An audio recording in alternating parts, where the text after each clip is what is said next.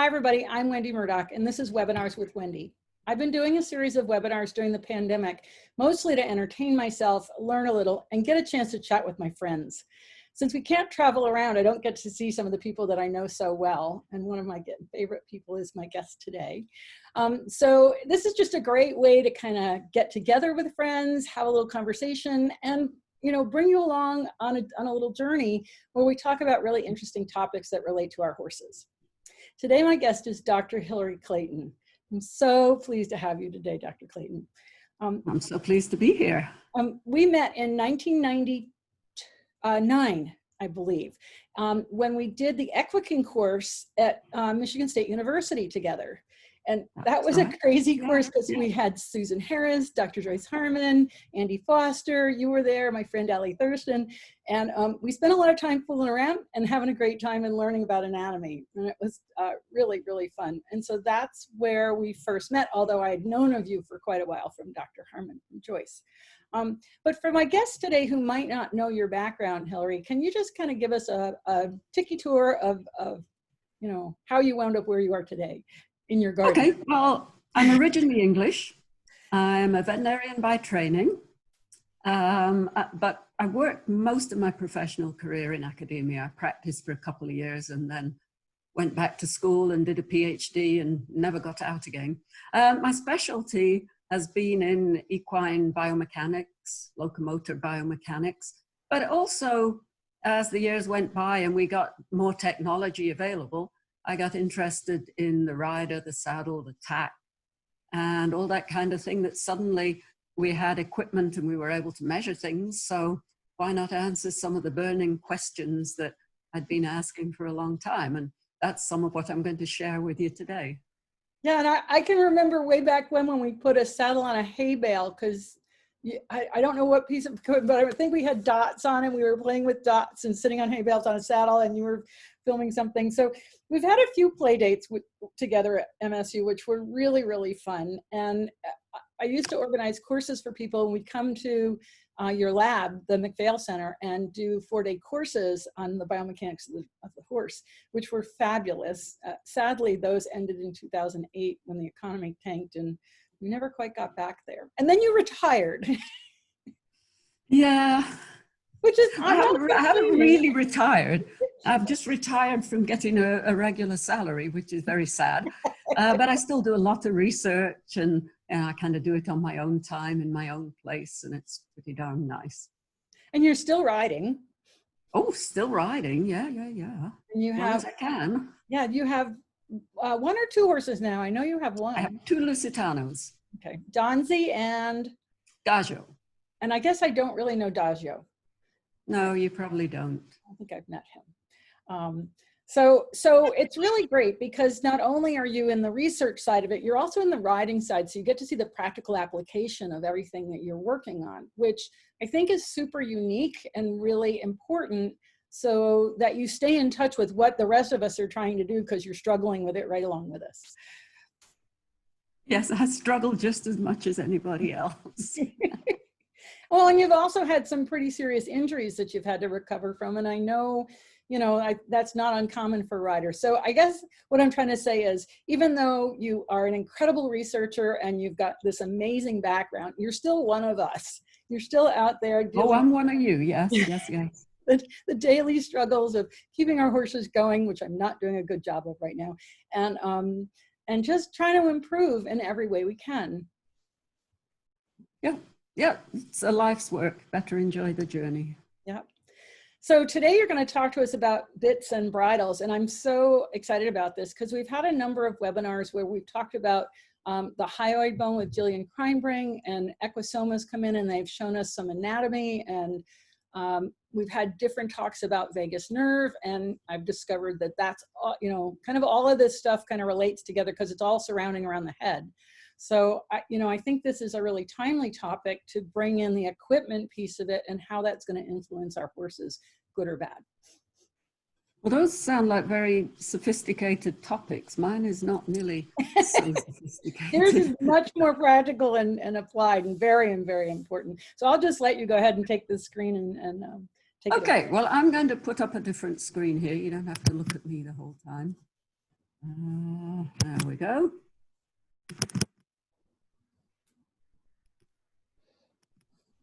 So do you see that full screen now? Yes, we do. It's awesome. Okay. So when Wendy asked me to do this topic, I said, yeah, that would be great. And then I think it was yesterday or 2 days ago, she shared with me a question that had already come in. And I was talking to her yesterday and said, you know, I have a PowerPoint and there's a perfect slide in there to answer this question. So then she said, oh, PowerPoint? And here we are. This is the PowerPoint. Now, I prepared this originally for the USDF annual convention last year. So it was prepared with dressage people in mind. But, you know, I think that what's in it, the information is pretty applicable across the board. Just if I say something that relates to the rules, then it's specifically the USEF dressage rules. And if you're competing in a different discipline, then, you know, check the rules. Don't take it that these apply to everything. So here's the first slide. And this is indeed one of my Lusitanos, the one I ride. That's Donzi. And when we think about, I'm going to start with bridles and then go on to bits later. When we think about bridles, there have been a lot of changes recently. Manufacturers are giving us all kinds of newly designed bridles that are aimed to be more comfortable and more effective than the tack that we've had before. You know, when I started riding 60 odd years ago, each horse had one saddle, one bridle. You might have shared it with a few other horses. And, you know, you really didn't pay any attention much to the fit or the comfort. It was just a piece of equipment that you used. But what we're seeing now is that there's much more attention being paid to the comfort of both the horse and the rider. And I think that's an excellent thing. So these anatomical bridles are being designed to alleviate pressure on parts of the head that are particularly likely to be painful, like the bones, the vessels, and the nerves. And these three pictures are showing some of the areas that we're trying to avoid. So on the left, the skull, I've got a circle around the horse's temporomandibular joint, or TMJ. And that's the joint where the mandible articulates with the skull. So that's the joint that allows the horse to open and close his mouth. And obviously we don't want pressure over that joint, because it's not only important for movement, it's also important for proprioception, the horse's whole sort of perception of the world and how he's moving. And then the blue line that's going to the left, that's following the line of the horse's facial crest. And that's a prominent sort of ridge of bone that we don't want to have the tack crossing over. So we want our noseband to fit below that facial crest, for example. Now, the picture in the middle is showing the vessels, and the picture on the right is showing the nerves. And the circles just below the horse's ear, I don't think, can you see that pointer? Yes. Yep, that works You fine. can. Oh, Yeah. excellent, excellent. So this little pointy bit here, that's the top of the horse's poll. So you can imagine that his ears are, sort of up here somewhere. Just below the horse's ears is an area where a whole lot of cranial nerves are going out and into the horse's brain. And also there's a lot of vessels in that area. And we've learned from some studies that I'm going to talk about again later, that that's actually quite a sensitive area. And that's an area where we don't want to have a lot of pressure. And then one more area outlined here in blue, maybe see some nerves coming out here. This is called the infraorbital foramen, and it's an exit site for many of the nerves of the head. And we think this nerve may also be involved in head shaking. Okay, so that's just showing you some of the anatomical structures that we're concerned about when we look at how the bridle fits. So one of the problems that we have these days is that people have a tendency to tighten up certain parts of the bridle too much.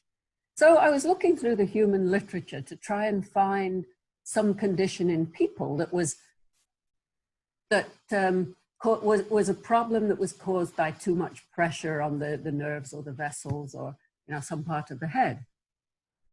And this is a condition called supraorbital neuralgia. So it means, supraorbital means above the eye, and neuralgia is a type of nerve pain. So it's a condition that happens in swimmers, and it happens because they wear tight goggles that put pressure on some of these nerves that you can see in the picture on the right.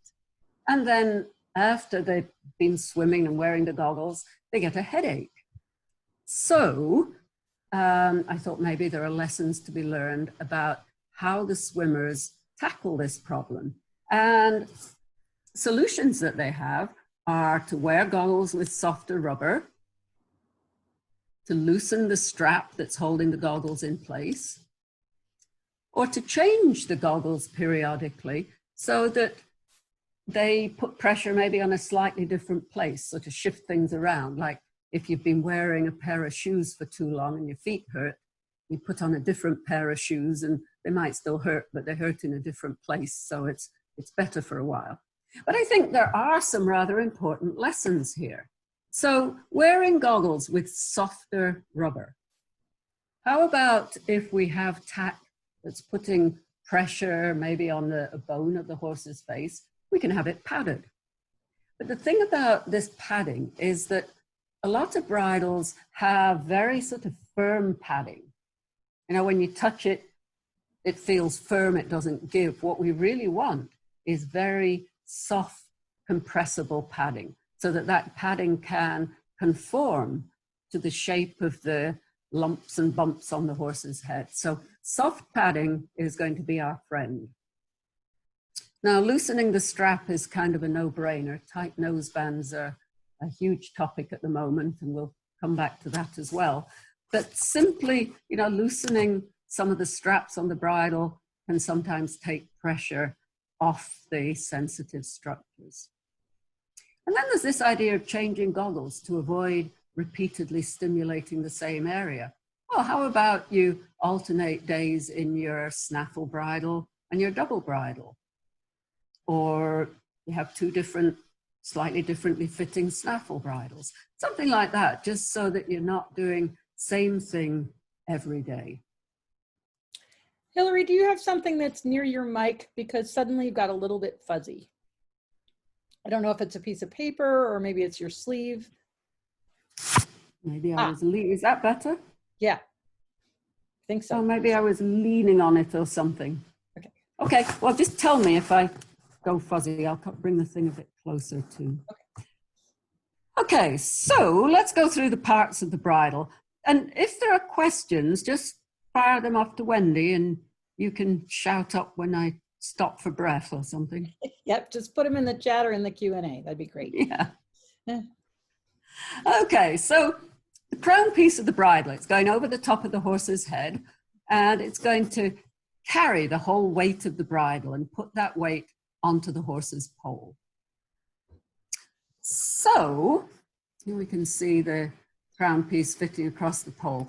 It fits just behind that little knobby bony bit I showed you on the previous pictures.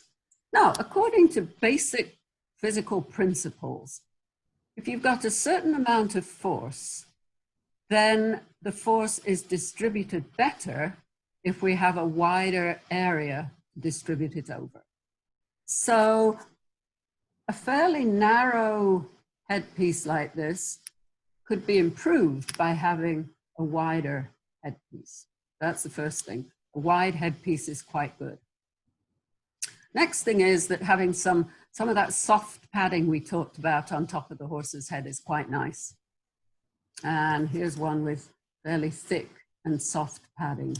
And then the other thing we've learned in recent years is that if you have just a very straight crown piece, headpiece, then it tends to run over the back of the cartilage of the horse's ear. And if we sort of scallop out the shape of the headpiece, oops, so that it goes around the horse's ear, then that's more comfortable. Some horses don't bother, but for some horses, it's a source of irritation, a good reason to shake their head. So majority of bridles you find now will have an area to allow extra space for the horse's ear. But, and there's always a but here, not all horses are exactly the same shape. So you really need to try on this headpiece and make sure that the shaping fits the shape of your horse's head and your horse's ears.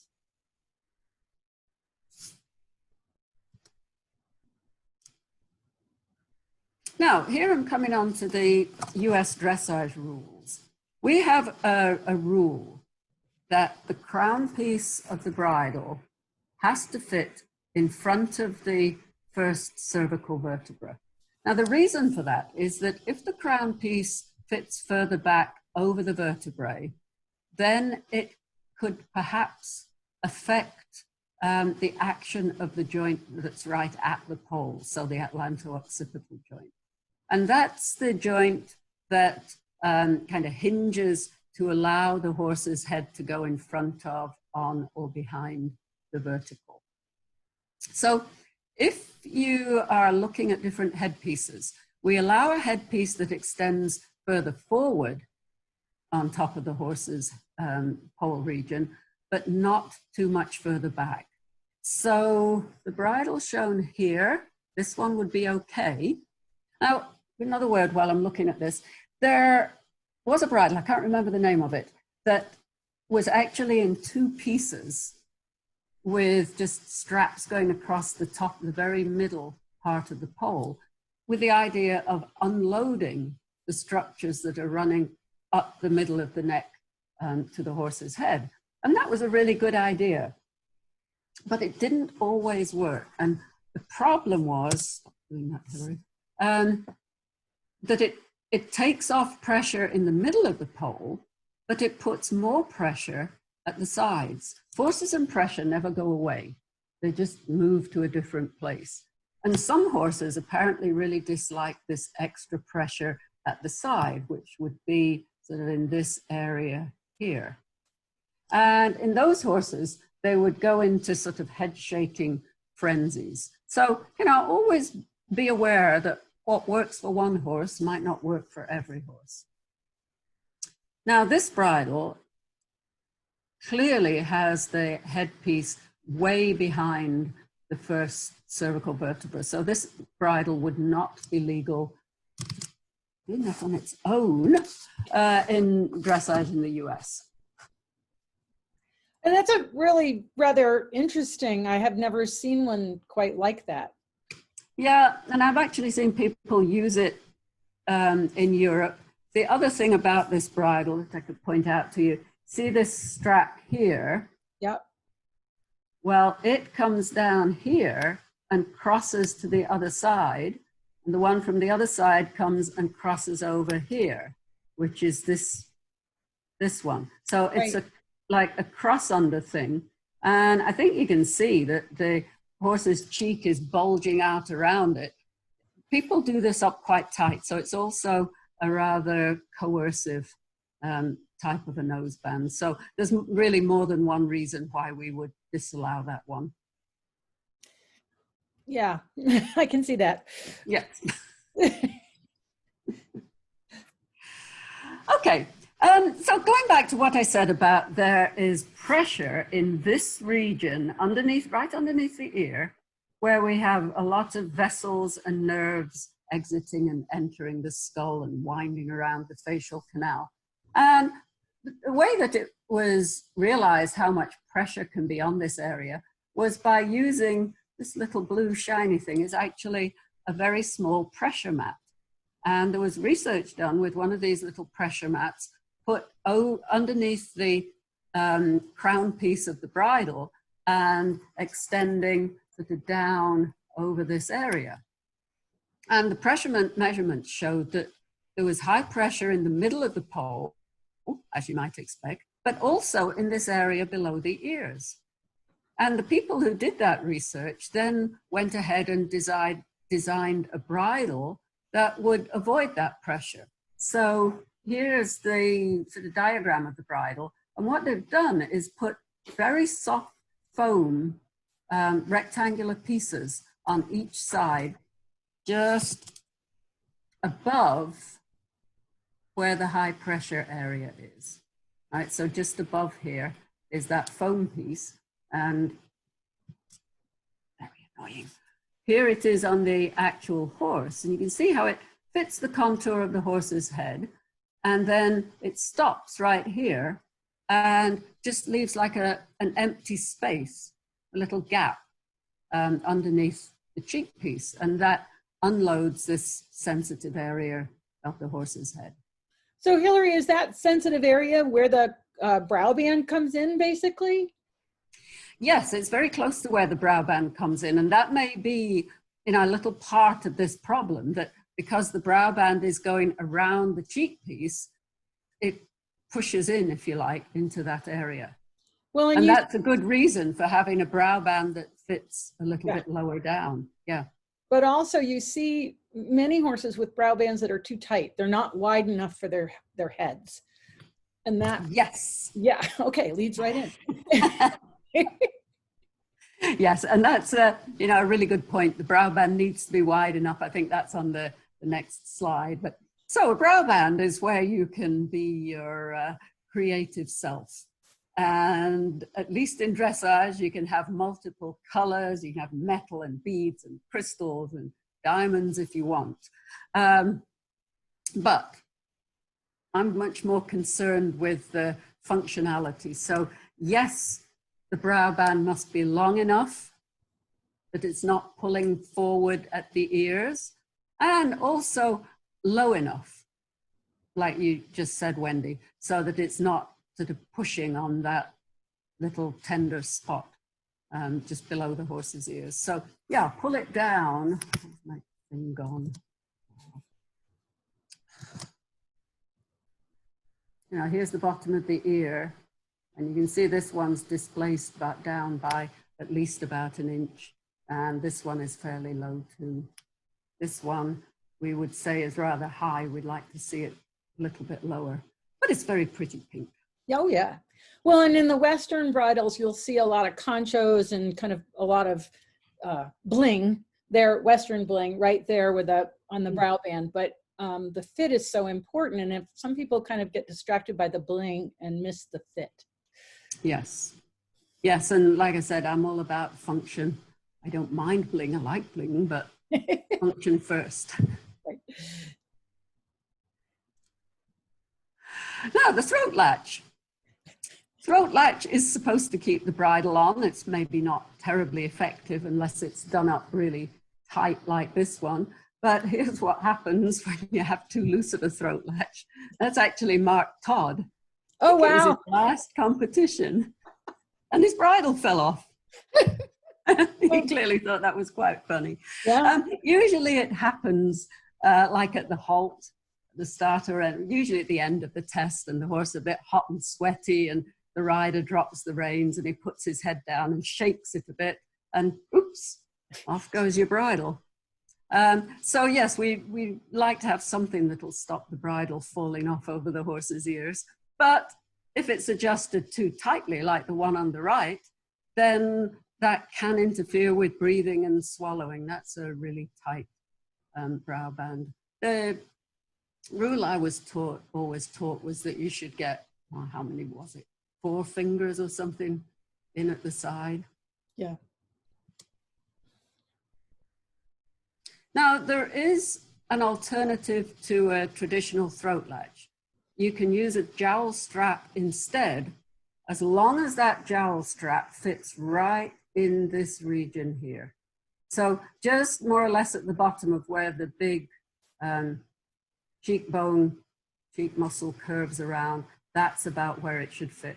This is the Micklem bridle, and it has a really nice fitting jowl strap that really holds the bridle in place as it should. On the other hand, if you have a bridle like this one that has 2 lower straps, or 2 what you might call chin straps, this one would not be legal. It would have to have either an extra strap as a jowl strap or a conventional throat latch. And when you look at this and sort of break it down, this is really just like a Cavesson noseband. There's the front part and there's the back part. It just has a little curvy thing in the middle. And then this is a flash noseband. So it's really not the same idea as having a jowl strap. And so you also pointed out there was a lot of blood vessels in that area that if you, it seems to me the one on the right, because it doesn't really have a throat latch or a jowl strap, you'd have to make that pretty tight to keep it on. Oh yeah, that would be very easy for that one to come off over the horse's ears, especially if he sort of rubbed the side of his face on his knee. Poof, that one could be gone too. Yeah. Yeah, so, you know, a lot of our rules, they seem a bit picky, but they really are designed for safety first.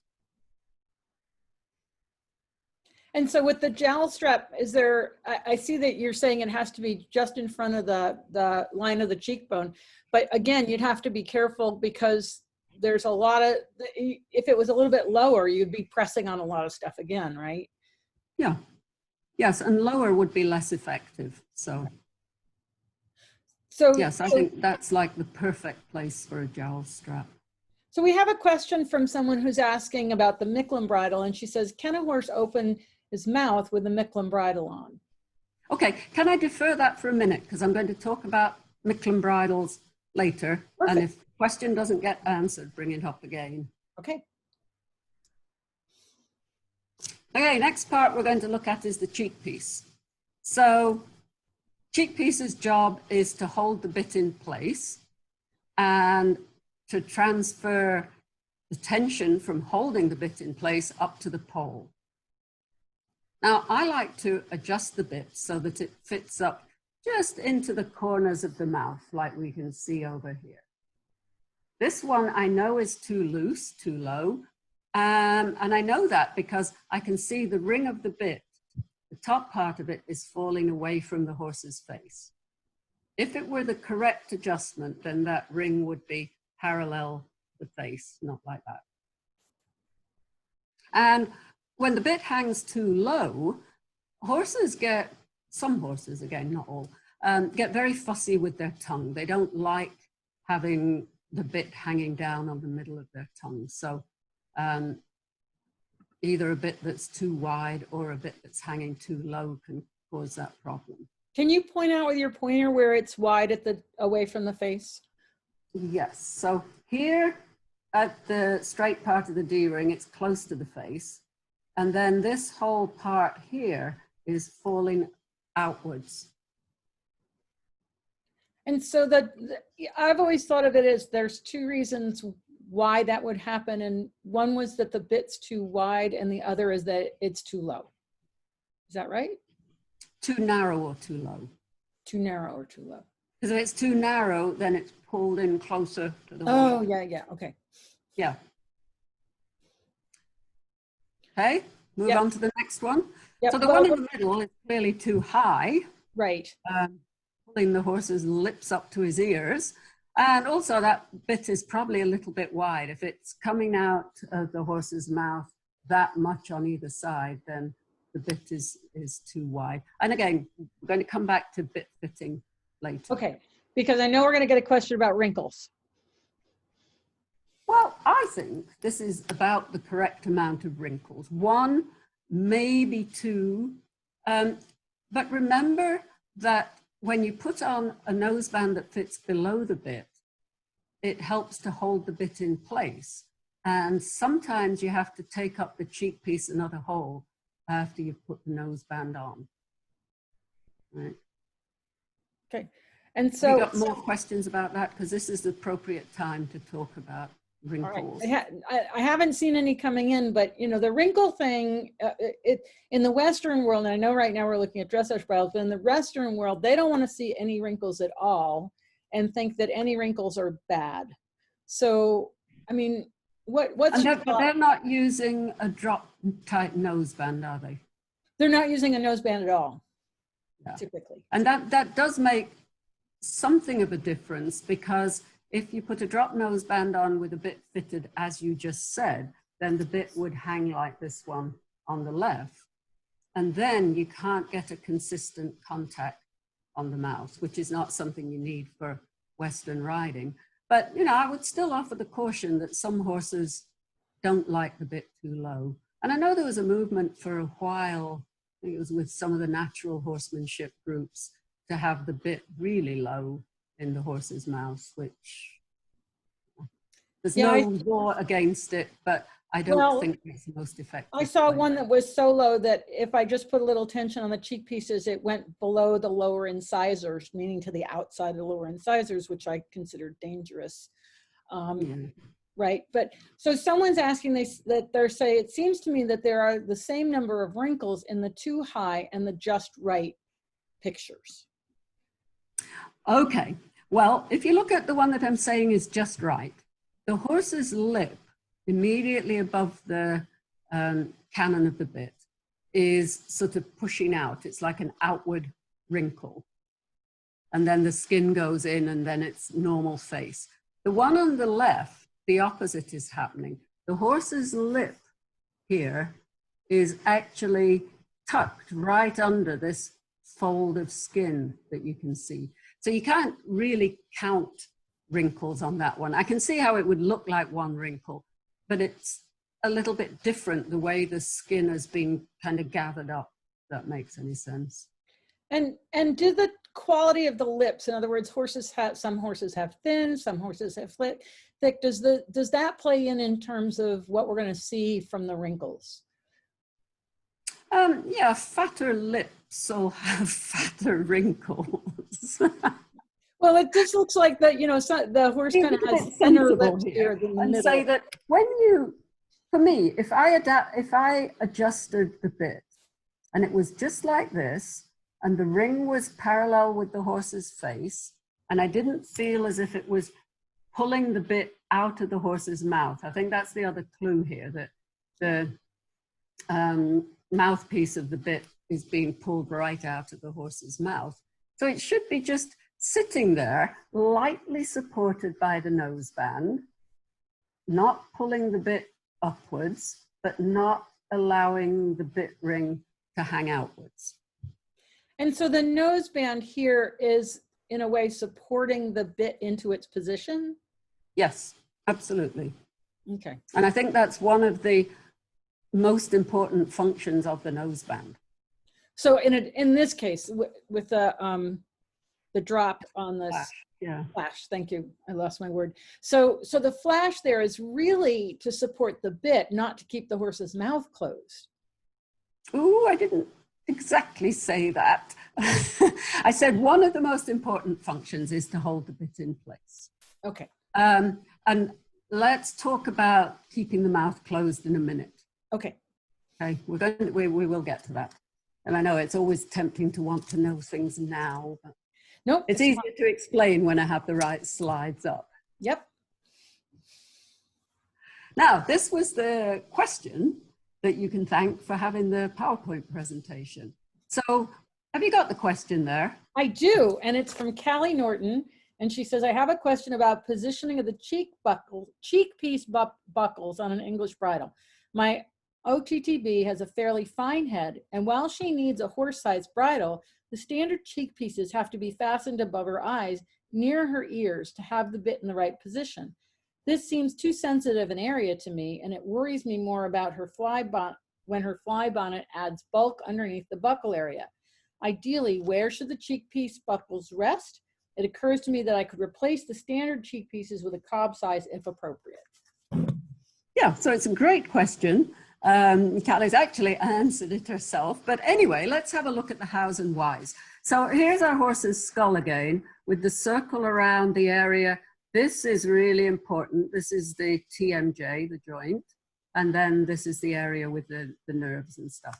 So in this horse in the middle, these two buckles are right at the TMJ. That little bit of bone there is this bone right here. Right, so those buckles are lying right over the joint, and we don't like that. What we want to see is that these buckles are over the soft, fleshy muscle of the horse's cheek. Now, it's good if you have a buckle on each side, and a lot more bridles now do have buckles on both sides, so you're not sliding the strap back and forth.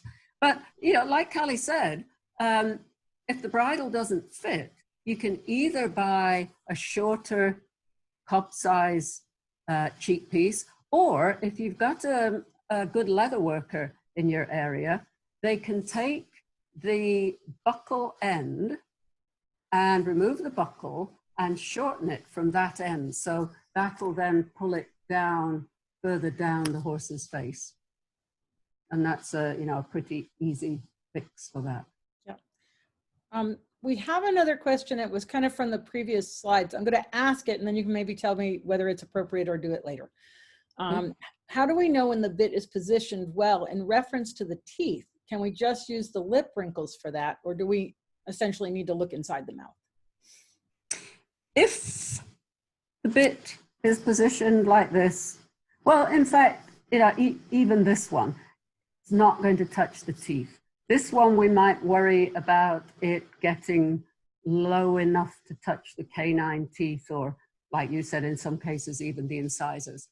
Coming up, I've got some x-rays, and we'll be able to see a little bit better then how much, how long the horse's bar actually is. Okay. Great.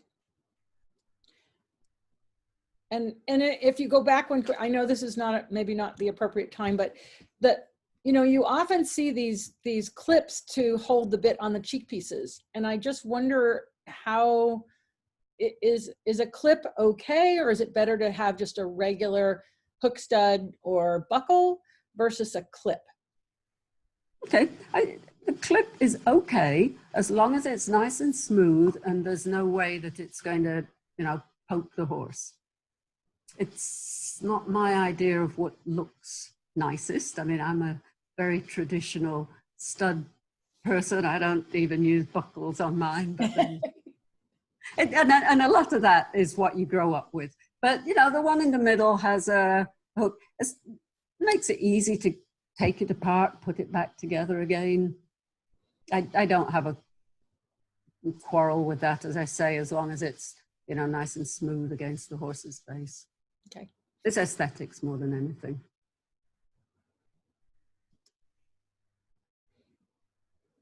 Now, in dressage competitions, the flash noseband is the most common. The cavesson part, regardless of whether it's a flash or not, should be lower than the end of the facial crest. And I've just got an arrow on each of these for the end of the facial crest. I was always taught that it should be like 2 centimeters or 2 fingers distance. I don't know that that's so important. I think this one is just fine. The main thing is that the noseband isn't actually rubbing against the end of the facial crest. So you've got a little room for adjustment here, depending on what flatters your horse's head. Now, one other thing, studies with little pressure mats have shown that if you have one of these removable, that's the word I want, removable flash attachments, so it has a strap that goes all the way around the noseband, that again can cause a focal pressure area. And, you know, it seems like a very thin little strap, but remember, it's lying directly over the bone of the horse's nose. So better to have a flash noseband with an integrated piece on the cavesson. Small thing, but. Well, it's amazing how little things make a big difference, especially around the face, because we're so sensitive there. Yeah. Yes, and, you know, they don't have a lot of hair on their face, and you get rubs and, you know. Anyway, moving on. So, noseband adjustment. How should the noseband be adjusted? Well, there's a principle in animal training called negative reinforcement. It's an unfortunate name because negative indicates that it's bad, but it's not. It's a perfectly valid method of training. What the negative refers to is that when the horse gives the correct response, you take away some kind of pressure or something that is mildly aversive to the horse. So, you know, an easy example is that you teach the horse to move over, to move away from pressure. And as soon as the horse takes a step away, you take away the pressure. That's negative reinforcement. And it's, you know, it's a very good teaching, learning tool for horses. There is a movement now towards positive reinforcement, which is giving the horse praise or a treat or adding something after you get the correct response. But when you're riding, of course, it's not always possible to do that. And in fact, I was reading a paper just yesterday about what kind of reward the horse prefers. Does he prefer the owner to give him a pat or a stroke, or does he prefer a treat? Well, every time they preferred a treat. But obviously that's not possible when you're riding along. So the way the noseband acts as negative. Can we just synopsis that when we're talking about positive, we're talking about adding something to, and when we're talking negative, we're talking taking away from. Yes. And then you have positive and negative, and then you have reinforcement, and then on the other side, there's another term. Well, there's punishment. Punishment, that's it. So you can add punishment or take away punishment, or you can add, because these always get so confusing for me, and I keep trying to come up with a simple, you know. Yeah, and like I say, it's not an intuitive term. Right, that's why I struggle. Yeah. Okay, so positive is adding, negative is taking away, and then there's either... Yeah, you add something they want or you take away something they don't want. Okay, great, thank you. Okay, so if we have our noseband correctly adjusted, it has just a little bit of slack in it when the horse's mouth is closed. And then if the horse opens his mouth and opens it enough that the teeth are parted, then the noseband should put pressure on the horse's nose. And as soon as the horse closes his mouth, the pressure goes away. So it's a sort of, you know, self-inflicted pressure on the nose. If you don't like it, close your mouth. And I think, you know, most horses learn fairly quickly that, oh, I should keep my mouth closed and just gently chew the bit without actually, you know, widely opening the mouth like that horse in the middle. So that's my guideline as to why we choose a certain tightness for the noseband. And the goal ought not to be to have the noseband so tight that it physically prevents the horse from opening his mouth, like the one there over on the right. And you can see very easily that that noseband is indenting the skin. You know, that's one of the things I look for, that the noseband ought not to be indenting the skin. It's just way too tight. You know, the other clue here is that the front of the cavesson is being pulled down because this one is so tight. It's just pulling the middle piece down. And so to just go back to that point for a minute, because there's been a huge movement away from nosebands altogether, but the downside of that for me is that when a horse is learning something, if he opens his mouth, then we're going to have to go all the way to the end range of that open mouth before we make contact to be able to communicate what it was we were asking. Whereas a noseband, if it just limits how much they can open, then we more quickly transfer the idea from, okay, escaping by opening the mouth to what is it that we need to do with the rest of our body. Right.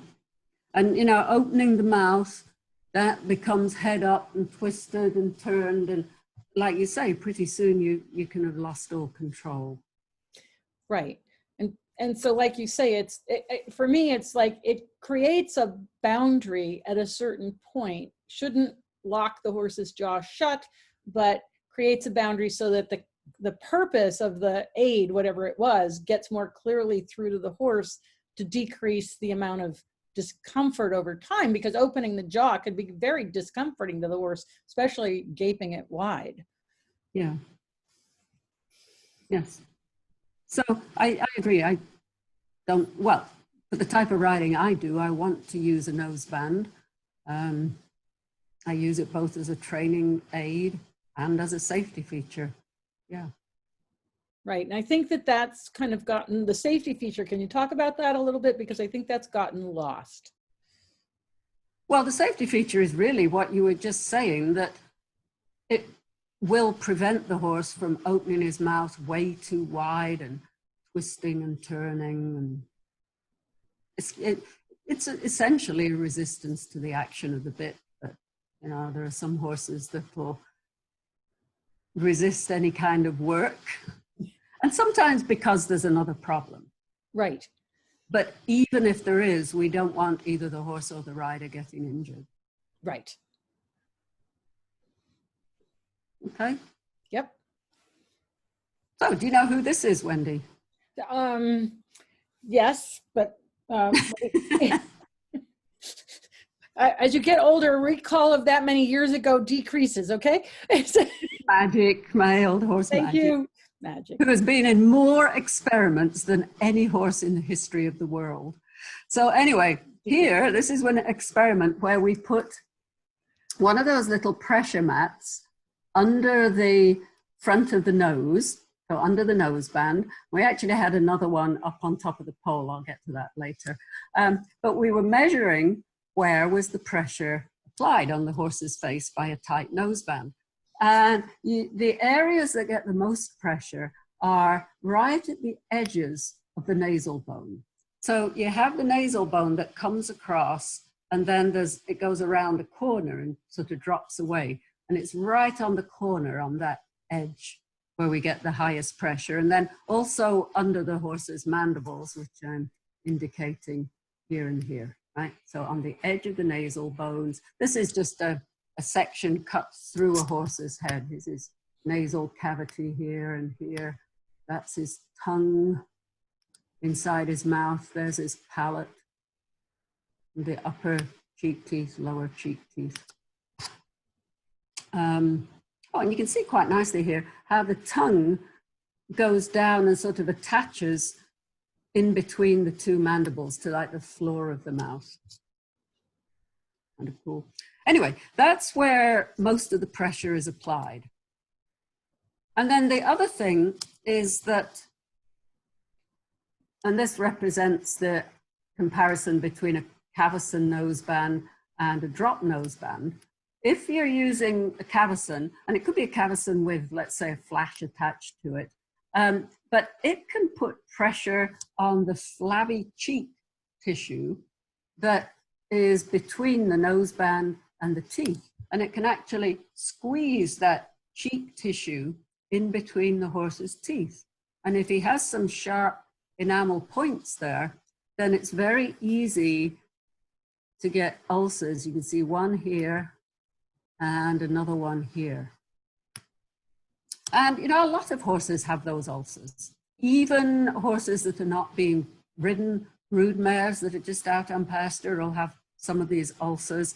So we, you know, have to think that horses accidentally bite their cheek or their tongue maybe the same way that we sometimes do. It's not necessarily related to the bit, but it can be. And especially if you have a really tight cavesson noseband, it can squeeze the cheeks in there. There's nowhere else for them to go.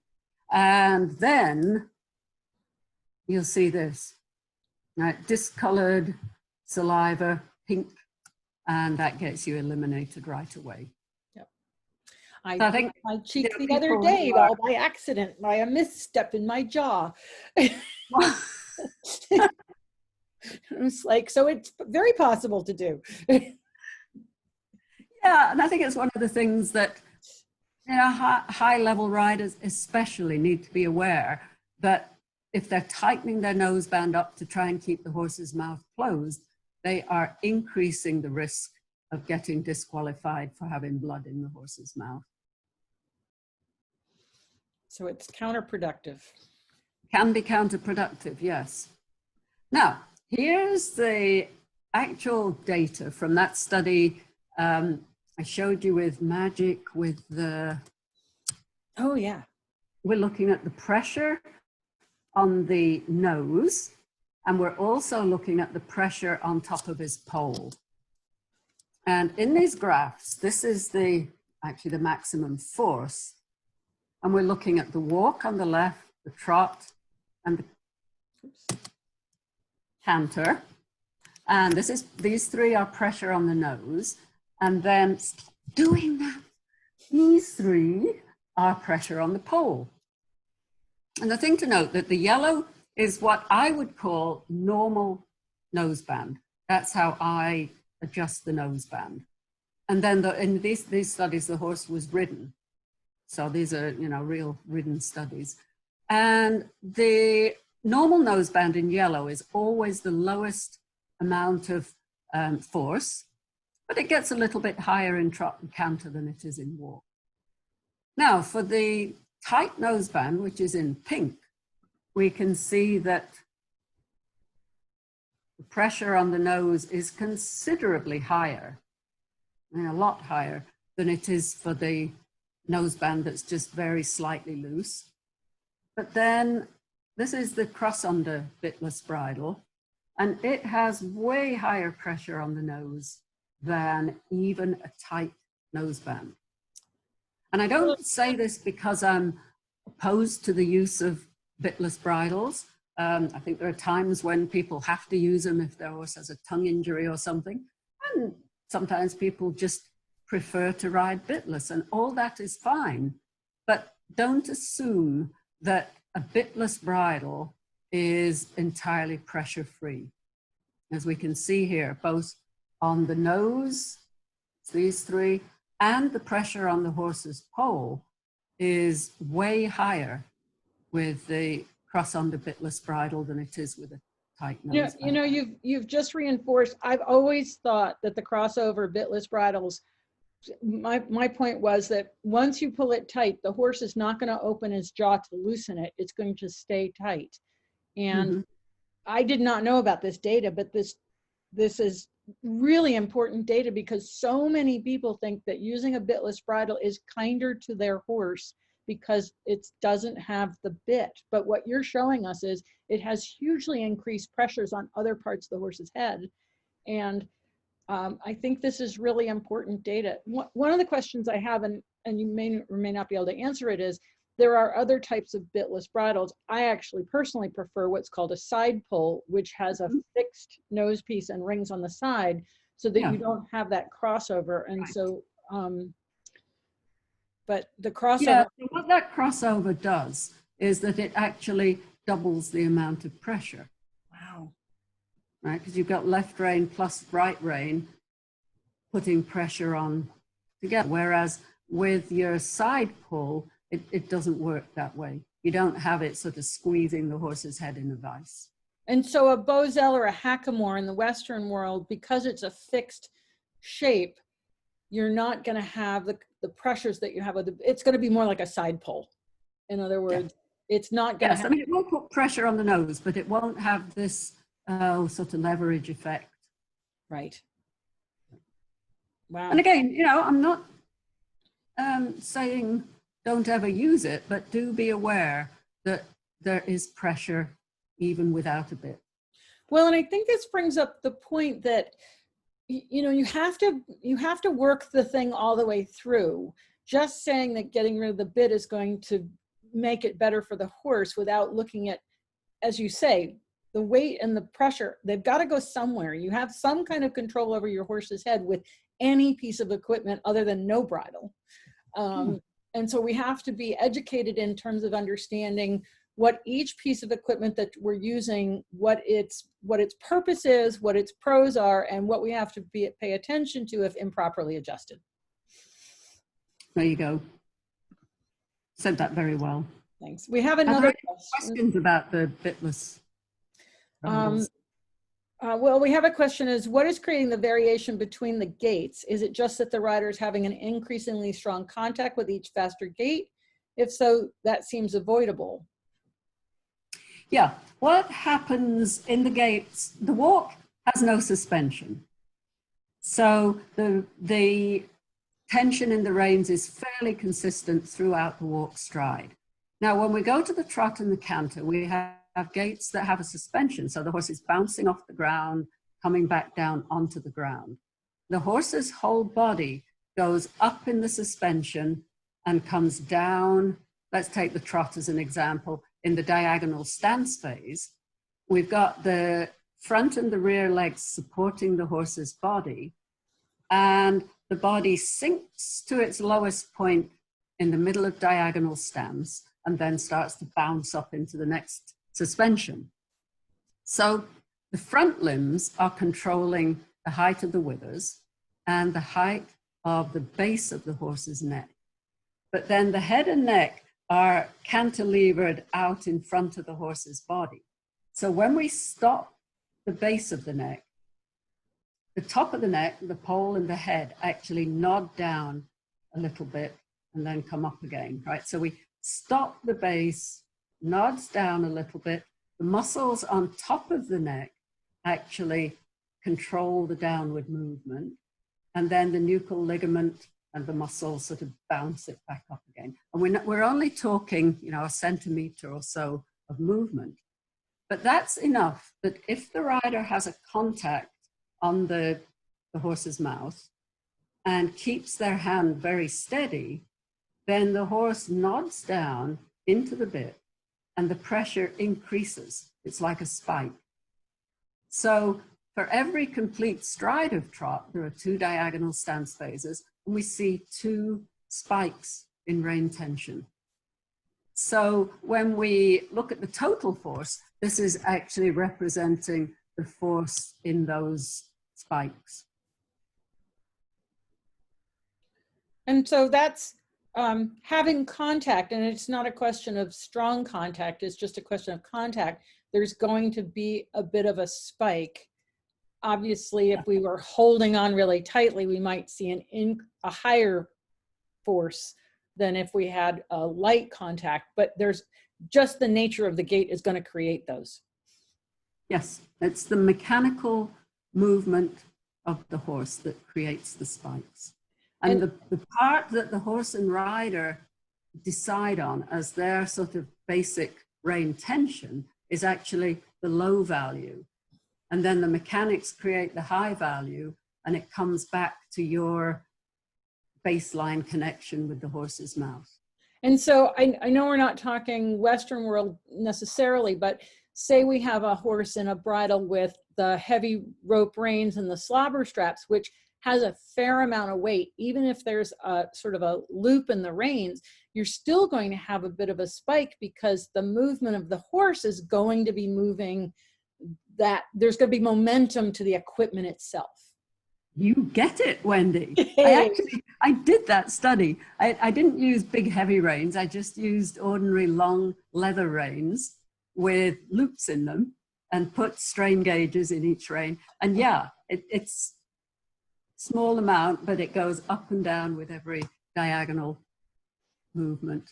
Right. So yes, well done.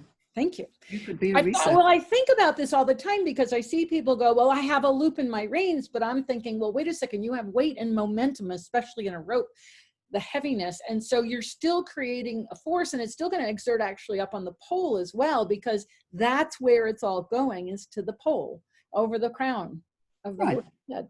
So one way to think of having a contact is that you're taking that slack out of the reins, so you're not getting the rein bouncing. But the other thing that it gives you, it's like a car that has too much play in the steering wheel and you have to turn it before it starts to turn the car. Well, if you've already got a contact, then the horse is there, and even the tiniest little movements of your fingers are going to be transmitted to the horse's mouth, rather than having to, take up a little bit of slack and get a contact, and that doesn't work. Got it. Thank you. So how tight should the noseband be?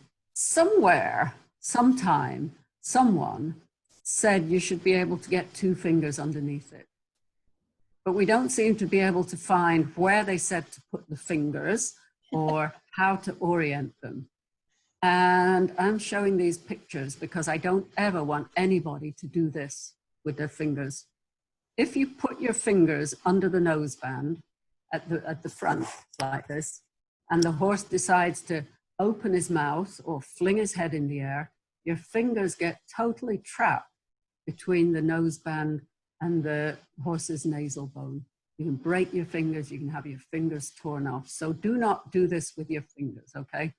So to get around this issue, well, we still don't know where is the best place to measure it, but the International Society for Equitation Science developed this little gauge. And if you look at the picture on the left, you can see that it's marked like 2 fingers, 1.5 fingers, 1 finger. They actually measured a whole lot of people's fingers, men and women, fat fingers, thin fingers, and came up with an average finger size and made the gauge. And it's designed to just slide in under the front of the noseband. And several countries are using this as their measurement. In Denmark, they have a slightly different tool, but the same sort of idea.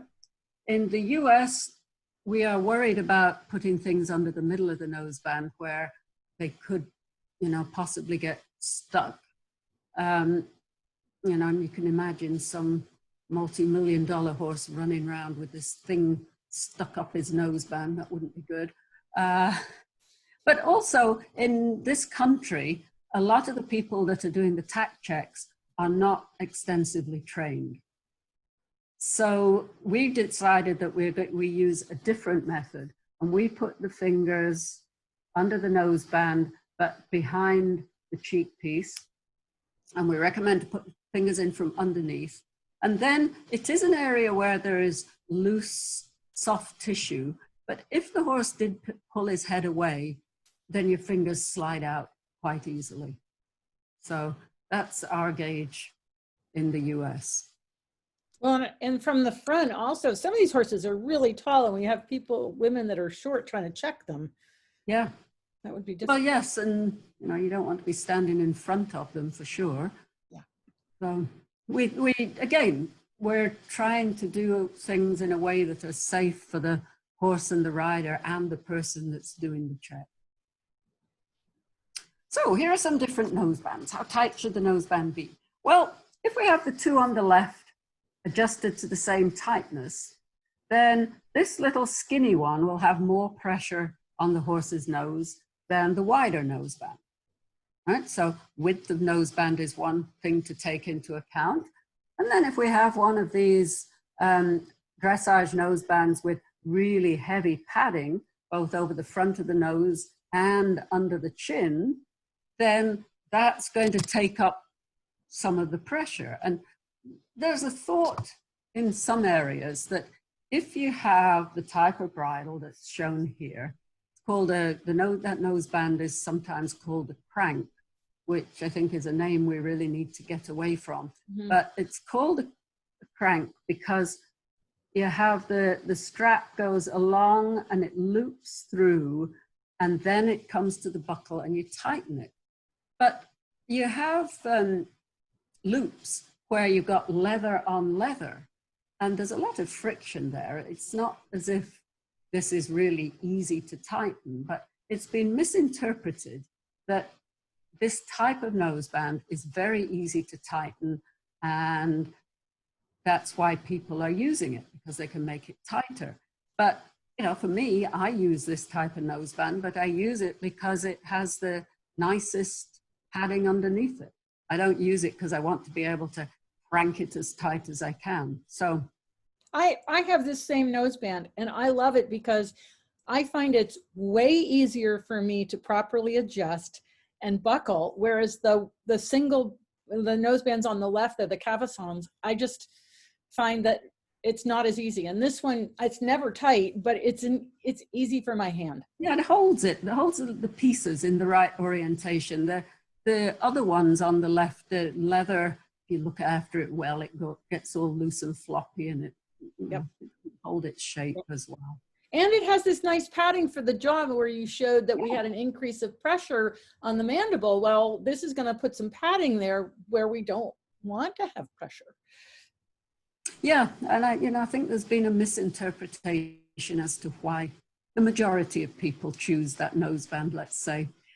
This bridle on the right, this is the Fairfax one again that has the little foamy blocks up here. It also has an interesting nose relief system. It has one of those foamy blocks that goes right over the nasal bones, and then at the side where the edge of the nasal bone is, it completely unloads all the pressure. You see how that works? Yeah. The pad in the middle, and then no pressure at all. Right, so it's going to be on the wider part of the bone and then alleviate where you get the little corners. Yeah. Yeah, so I think that's another, sort of simple but quite clever adjustment that they've made. Okay, we had a question about the Micklem. Here's the Micklem bridle. I think this is pure genius, actually. You can't really see it here, but it is shaped around the ear. It has a single cheek piece that goes, the bit attaches onto here by an adjustable little strap. The noseband is lower than the cavesson noseband, but it avoids the facial crest, and this is the infraorbital foramen here. It avoids those structures. And then it has the strap for the drop noseband that goes in the chin groove.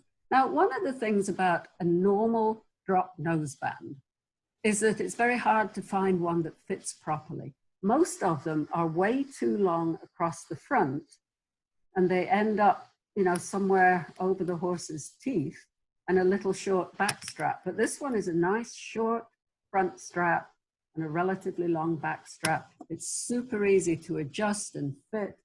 It doesn't put any pressure over the side of the cheek where it tends to get bitten by the cheek teeth, and it's really light in weight, partly because it only has a single strap here. So I think this is a really clever design of a bridle. So Hilary, could we make it even a little better if we had that little pad over the nose? Because as you see where the drop is, it's going to pull down a little bit onto the corners of the nasal bones, right? That's true. That might be even an improvement on it. Yeah. Because this bridle is not heavily padded. Right. But it's so light that, you hardly need a lot of padding. But and it's so quick and easy to clean it too. Oh, that's always important, right? But it brings me to another point, that when we have a nose band separate from our crown piece, we have the two straps going over behind the horse's ears. Yeah. And could they be doing different degrees of pressure? In other words, we might think that the crown piece is okay, but that the nose band is actually putting more pressure than we thought, and it's usually a narrower strap. Yes. And again, you're exactly right.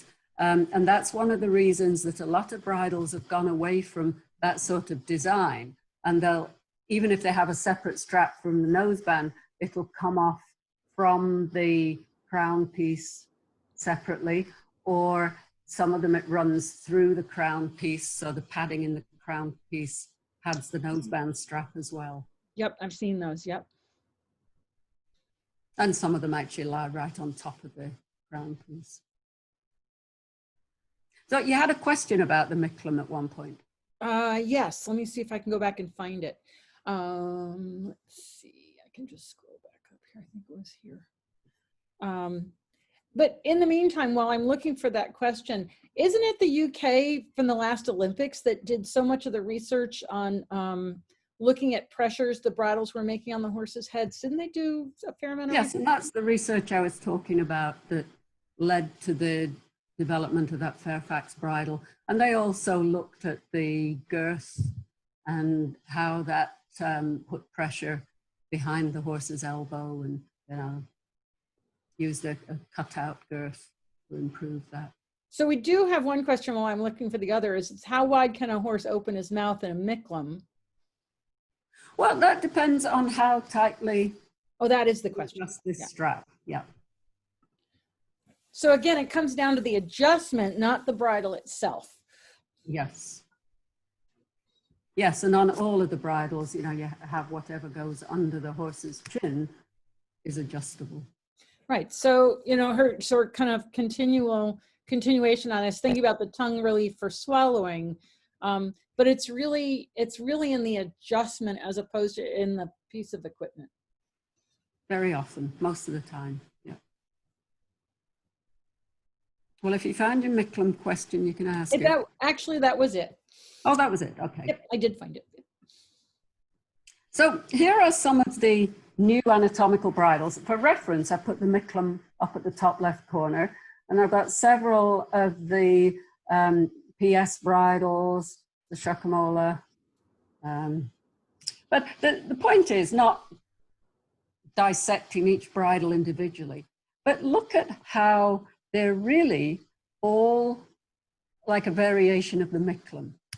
If you take this one, it's really easy to see. It has a separate strap for the noseband part, but very similar structure.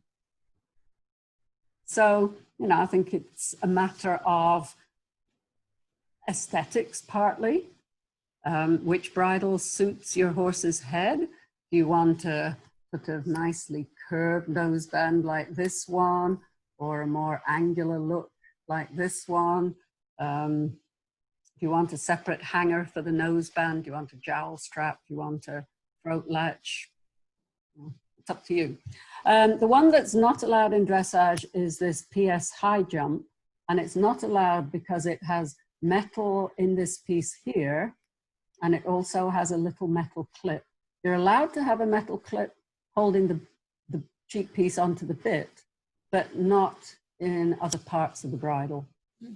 But we also have this is the collegiate Comfortech that is, to all intents and purposes, looks just like this one, but doesn't have the metal.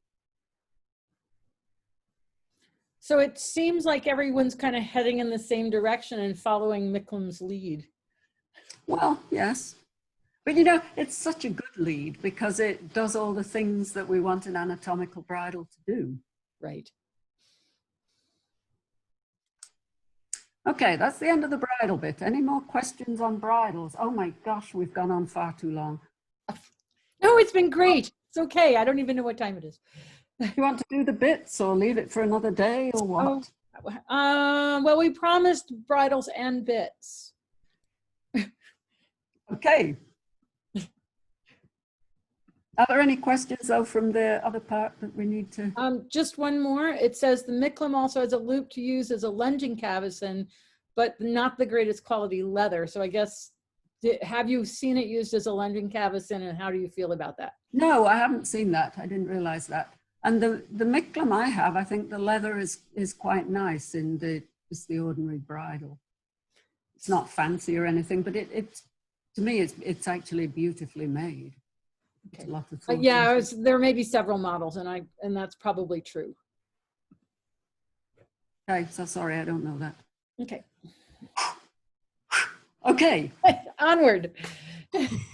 So when we think about bitting, we're going to consider the width of the bit, which is the width from one corner of the horse's lips to the other. Stop it, stop it, stop it. We're going to consider the thickness of the bit, how fat it is. And we can also look at the diameter of the rings. And if we have a curb type bit, then we'll have an upper cheek or an upper shank and a lower cheek or a lower shank. So the snaffle bit is defined by being a non-leverage bit. So the rein attaches to the same ring or at the same level as the mouthpiece. And both the rein and the cheek piece rotate freely around the same ring, with the exception of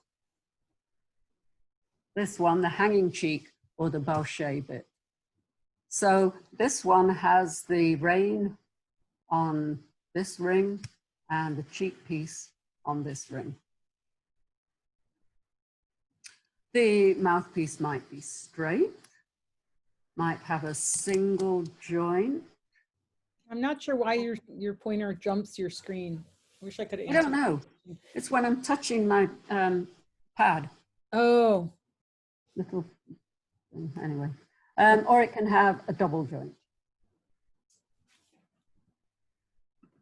So here's a horse's jaw on the left, and these are his cheek teeth. Here are the canine teeth on each side, and these are the incisor teeth. So this is the length of the bars of the horse's mouth. But don't just notice the length. Notice how this area is curved. And the place where the bit fits, you can see on this X-ray, is more or less at the narrowest part of that curve. And that means that the part of the bit that crosses over the bone of the horse's jaw is not this bit at the edge. It's actually, more like about here, which I think is not how we imagine it is. So you can also see here the joint in the middle of the bit. So here's a double jointed bit. This is the KK Ultra. And the KK bits have, on one side of the mouthpiece, they have a little arrow. And that little arrow is supposed to fit on the left side of the horse's mouth. Now, in order to understand why, we have to look at how, these are the cannons on the bit, we call these, how the cannons articulate with the little central piece. So if we put the bit in with this arrow on the left of the horse's mouth, then it lies over the bars of the mouth with these parts on the cannons that are flat against the horse's bars.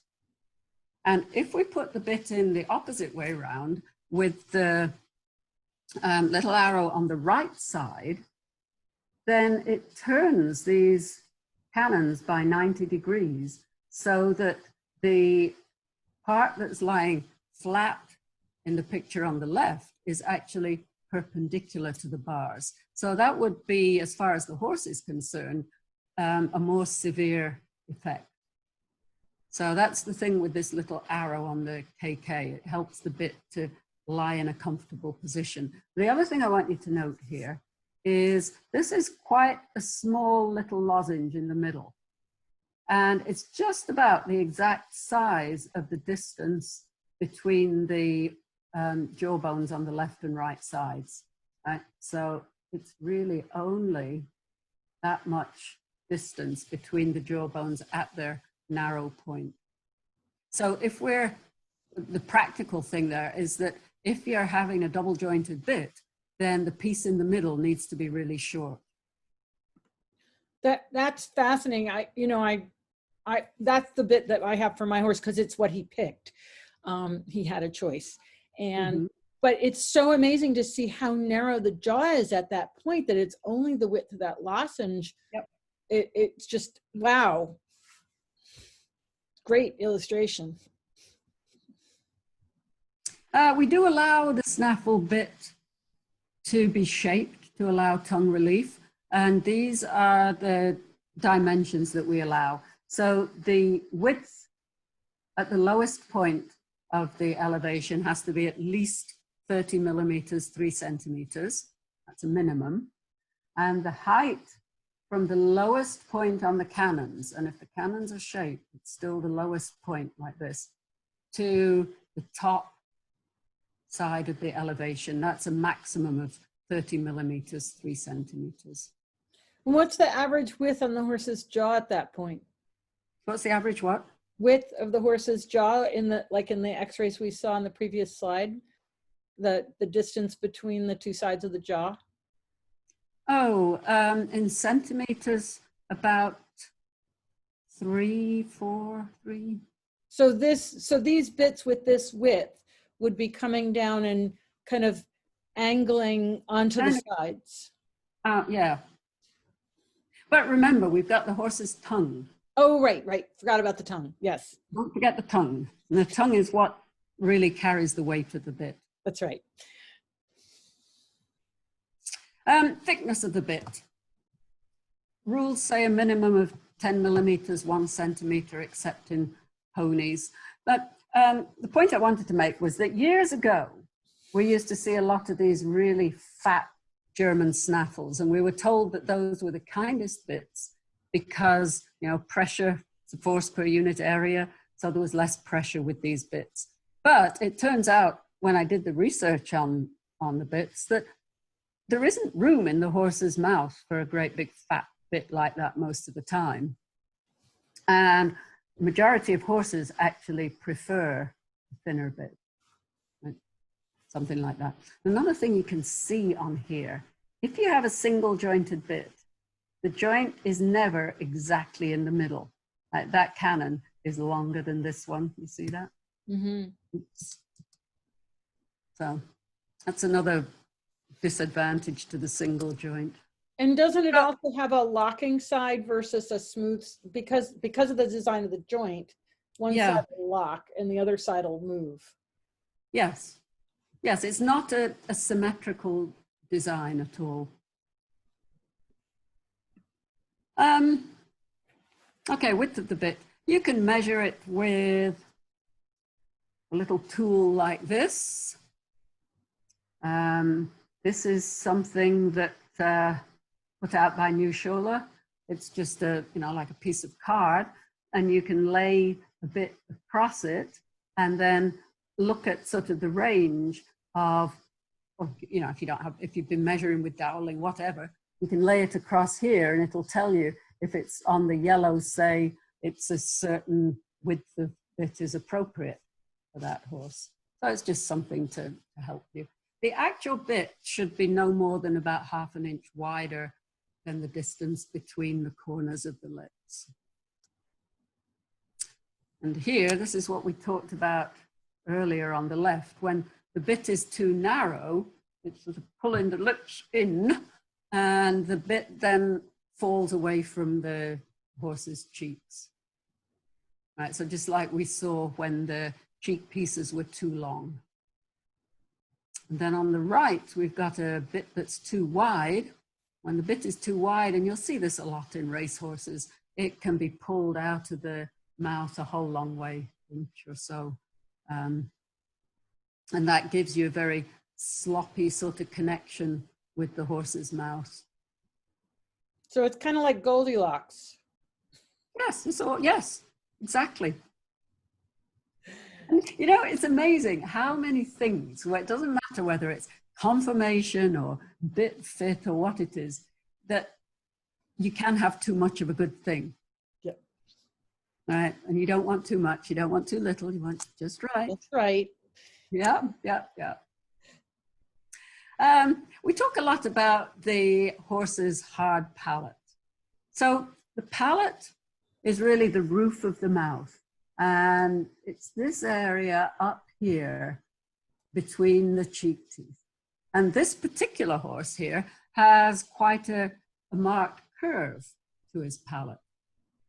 What I'm showing you on the left is people have taken that dental impression stuff and pushed it up into a horse's palate and then taken it out, and you're looking at, like, the top surface here is what fits against these ridges here. So you can actually see the ridges.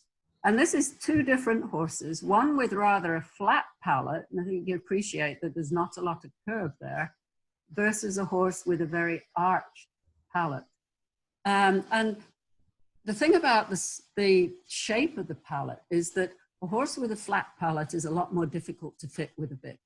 A horse with a good arch to the palate, and that can be 1 to 2 centimeters high, then they have more room for the joint and the middle part of the bit. And one of the things that I kind of gleaned from my research is that horses really don't like pressure on the palate. Those ridges that we see are soft tissue that covers the bone, and it's a very vascular soft tissue and perhaps also very well innervated. But, you know, even just the bone being right underneath there, I think, makes any pressure on the roof of the mouth. And so this is something people could actually feel with their own horse, right? If they carefully anchored their thumb on the outside and came in where there's no teeth and just kind of felt what the palate was like to get a sense. Tongue out one side and have a look. The problem is if you just look at your own horse, you don't have a reference to compare it with. Right. But it's a really good idea every time, you know, your vet comes and does a routine dental work to ask, well, does my horse have a flat palate or a more arched palate? You know, ask all your questions to somebody that sees different horses' mouths on a daily basis. Right, so you have a reference point, because it's really important to understand the shape of your horse's mouth on the inside. Yeah.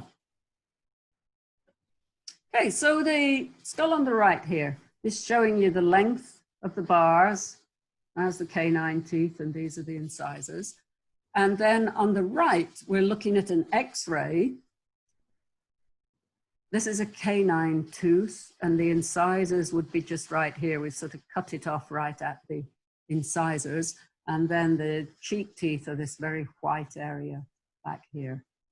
Hilary, I'm just going to rescue my cat from the UPS truck. Keep going. Uh-oh. The bit looks very white because it's metallic. And this one is a single jointed snaffle. And you can see these things like little mouse ears that sort of poke forward into the horse's palate. And that's one of the issues with a single jointed bit. It's not just where the bit lies when everything's quiet, but when there's tension on the reins, then the bit tends to push forward into the palate. And that's what we mean by a nutcracker effect. Hello, kitty. Yes, almost went into the UPS truck, was definitely looking into the door. So. Curiosity. So when we think about different bit shapes relative to what goes on in the horse's mouth. So if we just look at the basic oral cavity shape, this is the palate up here. And then here's the horse's tongue, which actually fills the horse's mouth. And that's why they don't have room for those big fat bits, because the tongue is already there. But if we put in a single jointed bit, and that's not a single jointed bit, then it forms like a V shape on top of the tongue. Whereas the double jointed bit forms more of a kind of U shape, which conforms back. Uh-oh, you froze. Hilary, you froze. Uh-oh, what happened? Better to the actual shape. Fix it, Wendy. Well, I didn't know what happened. You just froze for a minute. Well, am I all right now? Am I back? Yeah, you're back. I was like, last time Bob froze, he disappeared for good. Well, if I disappear for good, it's been fun, guys. No, this is really interesting. I don't want you to disappear. So where did I leave off? Where did I freeze? You were talking about the single joint. It forms more like a TP, which is going to put pressure up into the palate. And then like here. Was it this slide? Yes. Yep. All right. So the double jointed bit is more like a U shape with this flat bit in the middle. But that conforms a lot better to the shape of the horse's mouth and his tongue. And then we can go to, here's a double jointed bit that actually has shaped cannons. So it sits even more kind of conforming to the shape of the horse's mouth. But, you know, it's a matter of trying all these different things. Horses will tell you pretty quickly whether they like it or not, and not every horse likes every bit. Yeah, and again, going to the Western world, their standard bit is a single jointed snaffle. I'd be curious to see if they went to more of a shaped mouthpiece, how that would, it wouldn't alter the fact that they're in a snaffle, but I wonder if that would be more comfortable for a lot of these horses. Yeah, well, might well be. This is one of the newer modifications. This one's from New Schuler. This is the turtle top, and it's just a little different from the oval lozenge in that this piece on top is sort of flattened. All right, so it's even lower relative to the palate, and it's called turtle tops. It has this little turtle on it. Here's his head, here's his shell, these are his legs. And the way you put it in is with the horse's head and shell going upwards on the horse's tongue.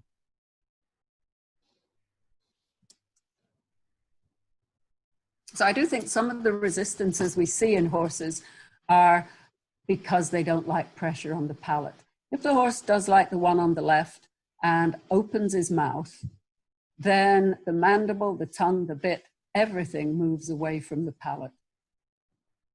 Right? So, you know, that's one resistance that might actually, you know, be a valid thing. And before you automatically tighten up the noseband to stop it, maybe try some different bits, try some other solutions.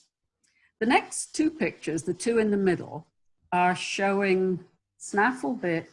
This one, there is no tension on the reins, and the joint on the bit is kind of digging into the palate here.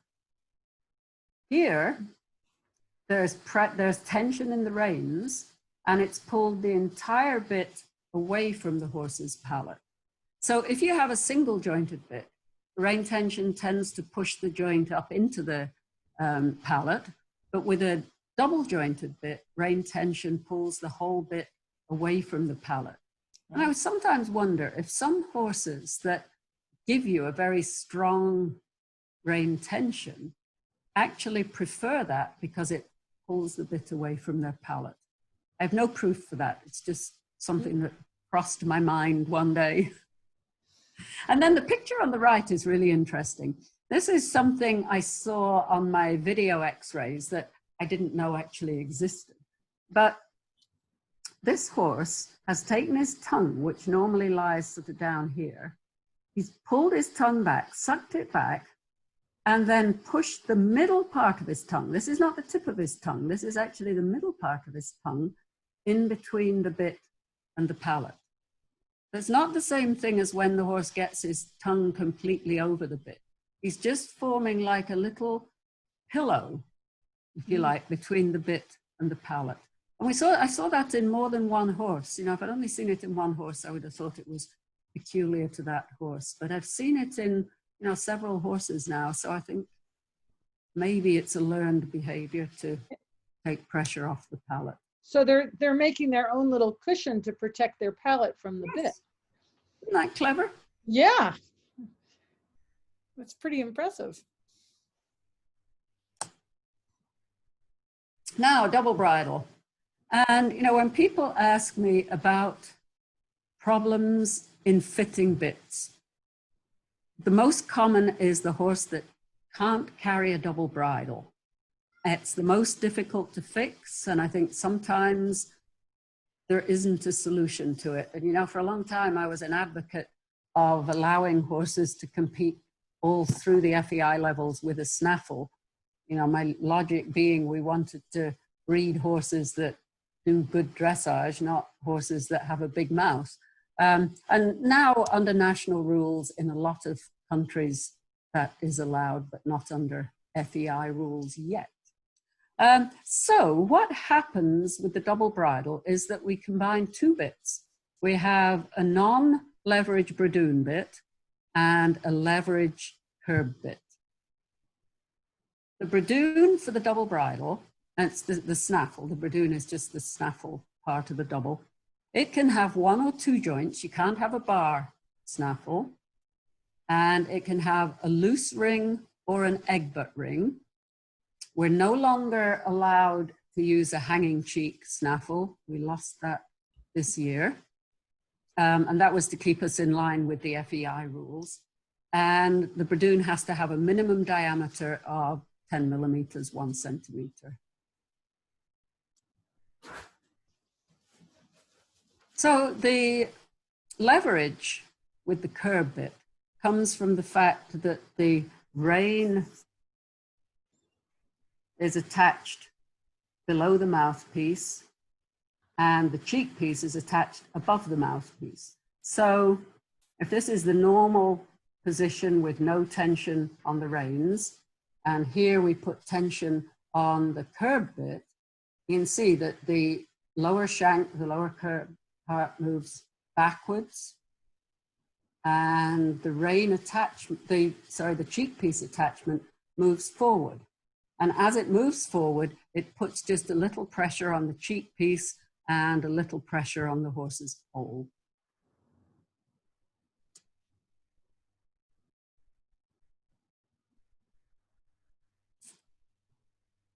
So this is meant to show again that the bits are sort of acting in different ways. We've got the curb bit here.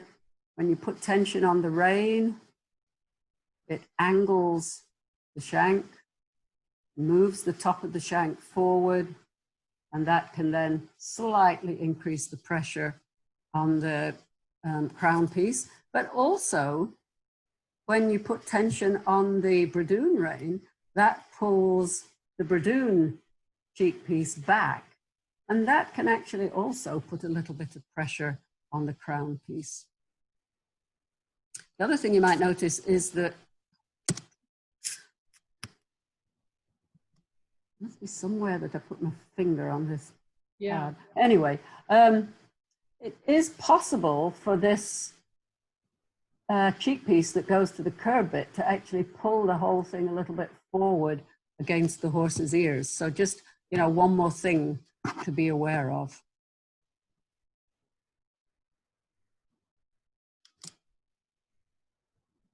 A little bit of advice here for introducing the double bridle, especially if you've never ridden in one before. You can take one of these bits.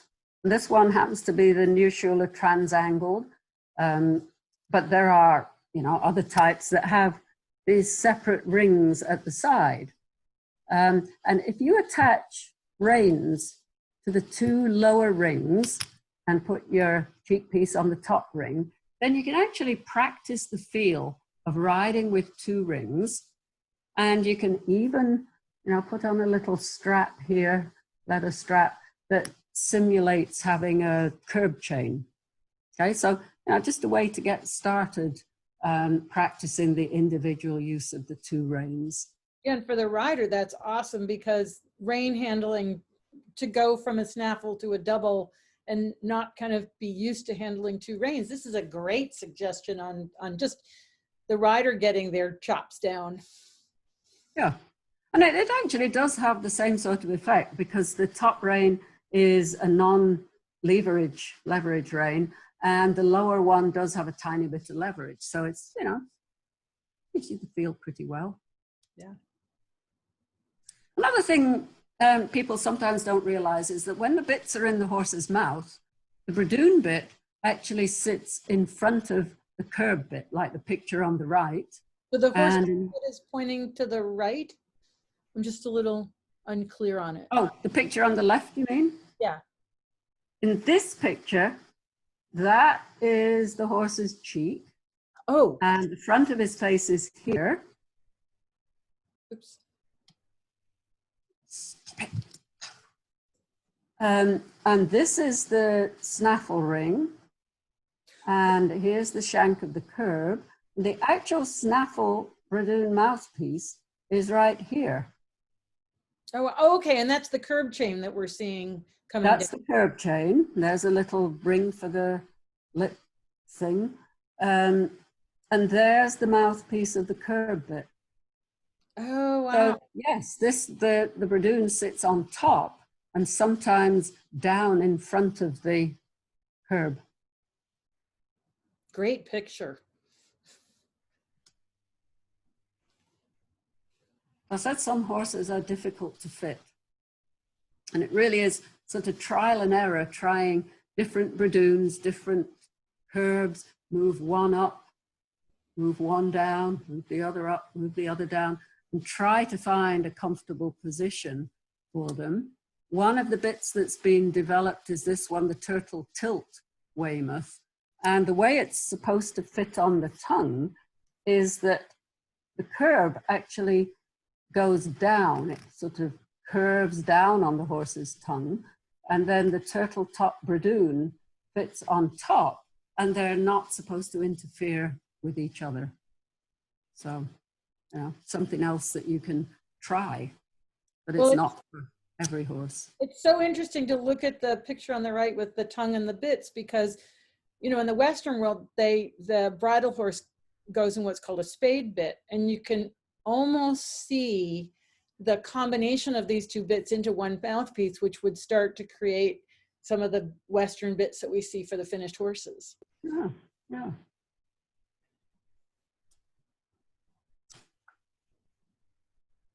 Okay, short smile. This is a difficult problem. So horses' lips are supposed to go about this far up the side of their face. If you get a horse with this tiny little mouth and its lips don't go very far, that is a bit fitting nightmare. The bits that tend to be most comfortable for these horses are thin bits and bits that are angled upwards or sort of backwards, so that it takes the mouthpiece of the bit higher in the horse's mouth. And this is just an example of a curve that, you know, sort of curves upwards. That's the type of curve you would want to put into a horse with the short smile. So we do have a question about the curb chain and the function of the curb chain in your double. In other words, why do you have the curb chain and how should it be adjusted? Okay, so the curb is supposed to be a leverage bit, but the fulcrum, which is the mouthpiece, the part that's in the horse's mouth, is not in a static position. So the horse can move that bit around, it can move the fulcrum. What the curb chain is helping to do is stabilize the position of the fulcrum in the horse's mouth. That make a bit of sense? In other words, a fulcrum being like on a seesaw, it's the pivot point, and if that's shifting around, you're constantly changing your leverage. You're making, it's like making your seesaw long on one side and short on the other and shifting it back and forth. Yes, yes. So it keeps the bit in a more constant position. As you get more tension on the reins, the curb chain gets tighter in the chin groove. So you don't want to start off with it tight. But if it's too loose, then it's not going to do its job of, you know, holding the bit steady. And I don't have a rule for how tight it should be. I mean, to me, you should be able to get at least one finger in between the curb chain and the horse's chin. So is there an angle to the bit at which point the chain should engage? Around 45 degrees. So if you're taking back on your reins and the bit's coming back. Yes, it should, yeah. Right. Because otherwise, yes, if it's really loose, you're going to be like way up here with the rein going vertically at the back of the bit just before it ever engages.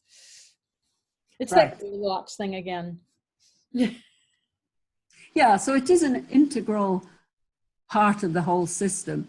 And, you know, there are different curb chains. There are some with the small links, there are some with big links. You're allowed to have it covered in rubber or leather to make it a little bit softer for the horse in his chin groove. So and all your Western leverage bits have a chain.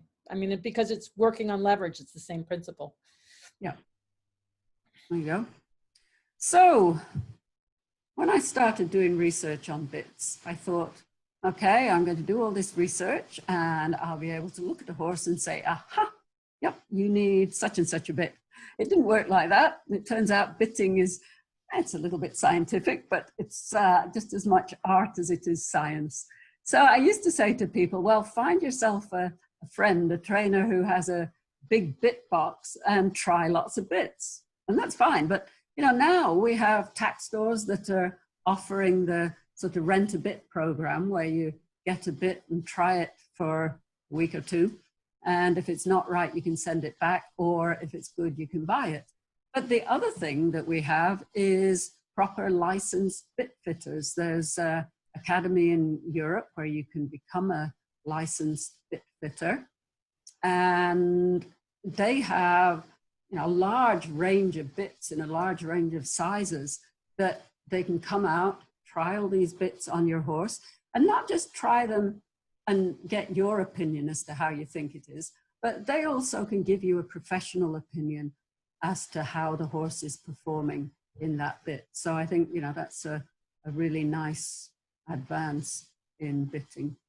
Well, and I think it fits with what you were saying about asking your your dentist to look at your horse's palate, when you've seen a huge range of horses, you have a much better idea of how it's working for an individual, rather than a very narrow range where you've only seen two horses, 3 bits. Yeah, consult the experts. That's what they're there for. Mm. That's the end of the talk. That's awesome. Oh.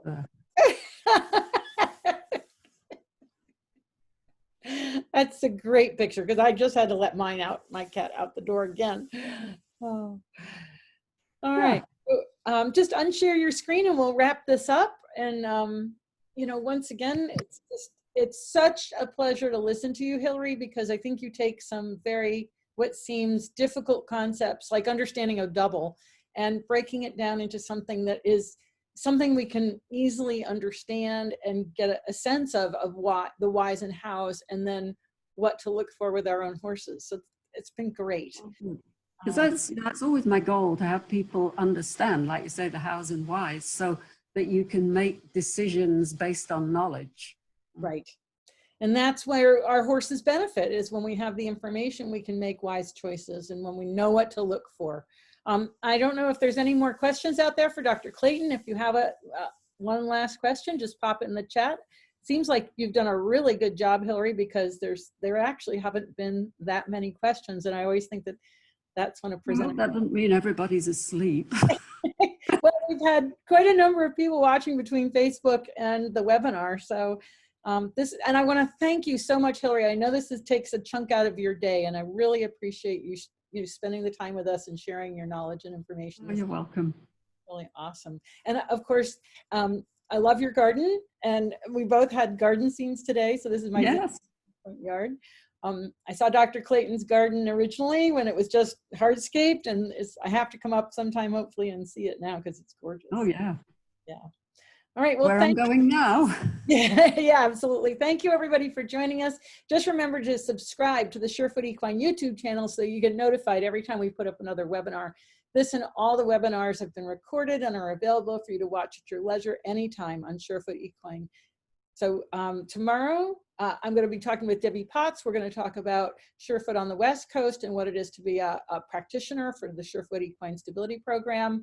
And thank you all for joining us. Thank you again, Hilary. This has been great. So nice to see you. And Hey. maybe we'll see you again in person sometime soon after. Yeah, sometime we hope. Yeah. Okay, bye everybody. Bye.